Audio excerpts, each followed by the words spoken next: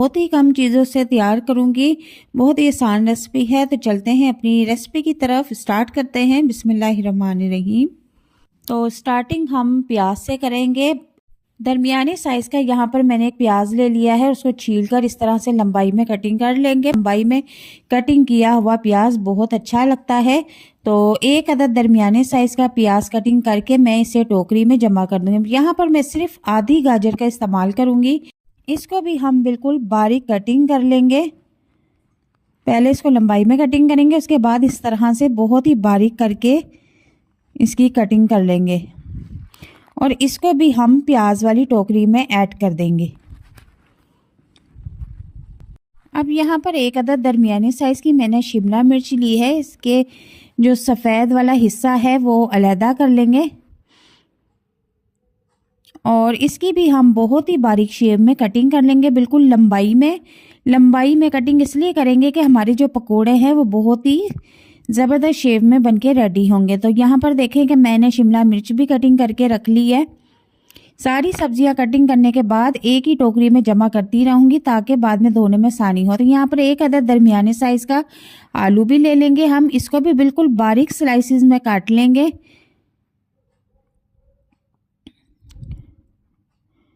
और इसकी भी कटिंग करने के बाद इसको भी हम टोकरी में ऐड कर देंगे।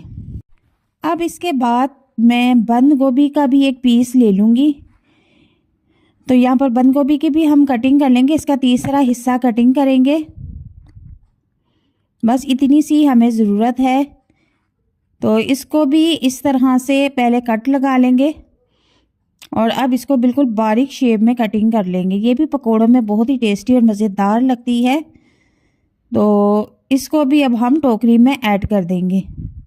तो आप देख सकते हैं कि सारी सब्जियां मैंने कटिंग कर ली है। इनको अच्छी तरह से मैंने वॉश भी कर लिया है और पानी का एक कतरा भी इनके बीच में नहीं है। इसी तरह से आपने करना है और इसको एक बड़े बाउल में हम निकाल लेंगे। अब 4 से 5 अदद हरी मिर्चें बारीक कटिंग करके उसको भी इसमें ऐड कर देंगे। अब नमक ऐड करेंगे इसमें अपनी टेस्ट के मुताबिक और इसके बाद इसमें 2 चम्मच के करीब मैं सुरख मिर्च ऐड करूँगी और 2 चम्मच के करीब ही मैं इसमें साबुत धनिया ऐड कर दूँगी और 1 चम्मच के करीब इसमें मेथी भी ऐड करेंगे। और यहाँ पर मैंने तकरीबन 1 कप बेसन का इस्तेमाल किया है। आधा कप बेसन इसमें और यूज़ करूँगी। टोटल 1.5 कप बेसन जो है इसमें यूज़ करूँगी, लेकिन अभी मैंने इसमें सिर्फ 1 कप बेसन ऐड किया है और इसको अच्छी तरह से हम मिक्स कर लेंगे। अब इसमें आधा कप बेसन और ऐड कर दूँगी। टोटल हमारा जो है इसमें 250 ग्राम बेसन ऐड हुआ है, ठीक है। और अब इसको थोड़ा सा पानी ऐड करके अच्छी तरह से मिक्स कर लेंगे। अब हमने इसको ज़्यादा गाढ़ा नहीं करना। अब इस स्टेज पे हम हरा धनिया भी इसमें ऐड कर देंगे और अब इसको अच्छी तरह से मिक्स कर लेंगे। अब आपने इसको ज़्यादा पतला और गाढ़ा नहीं करना, बस दरमियानी कंसिस्टेंसी होनी चाहिए, जैसा कि आप वीडियो में देख सकते हैं। तो अब यहाँ पर मैंने एक पैन लिया है और इसमें ऑयल ऐड कर दिया है। ऑयल को मैंने अच्छी तरह से गर्म कर लिया था और अब जब पकोड़े इसमें ऐड करना शुरू किए हैं तो चूल्हे का फ्लेम मैंने नॉर्मल कर दिया है और अब इसमें हम पकोड़े ऐड करना शुरू कर देंगे। आप चाहे तो बड़े साइज़ के या चाहे तो छोटे साइज़ के, जिस तरह की भी शेप आपको पसंद है उस साइज़ में आप पकोड़े इसमें ऐड कर सकते हैं। तो चूल्हे का फ्लेम बार बार बता रही हूँ कि यहाँ पर बिल्कुल दरमियाना रखना है। स्टार्ट में आपने ऑयल को अच्छी तरह से गर्म कर लेना है।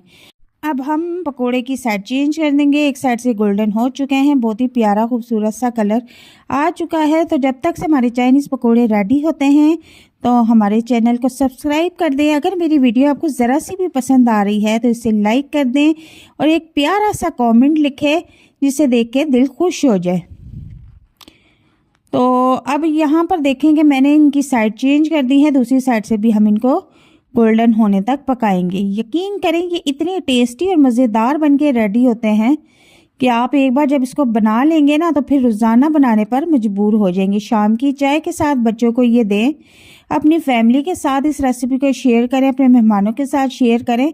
बहुत ही कमाल की मज़ेदार रेसिपी है। एक बार जब आप ट्राई करेंगे तो फिर सारी उम्र इसका टेस्ट नहीं भूलेंगे। तो यहाँ पर देखें पकोड़े रेडी हैं। तो मैंने पकोड़े निकाल लिए हैं और स्ट्रेनर में रख दिए हैं ताकि इनका एक्स्ट्रा ऑयल जो है वो निकल जाए। तो यहाँ पर आप देख सकते हैं कि हमारे चाइनीज़ न्यू स्टाइल पकोड़े रेडी हैं। बहुत ही टेस्टी और मज़ेदार कुरकुरे बनके रेडी हुए हैं। आज ही ये रेसिपी नोट कर लें और आने वाले रमज़ान में आप इस रेसिपी को ज़रूर ट्राई कीजिएगा। तो आपको मैं एक तोड़ के दिखाती हूँ कि ये देखें कितना क्रिस्पी और क्रंची है। बहुत ही मज़ेदार बनके रेडी हुए हैं। उम्मीद करती हूँ कि आज की वीडियो आपको बहुत पसंद आएगी। इंशाल्लाह मिलते हैं नेक्स्ट वीडियो में। अल्लाह हाफिज़।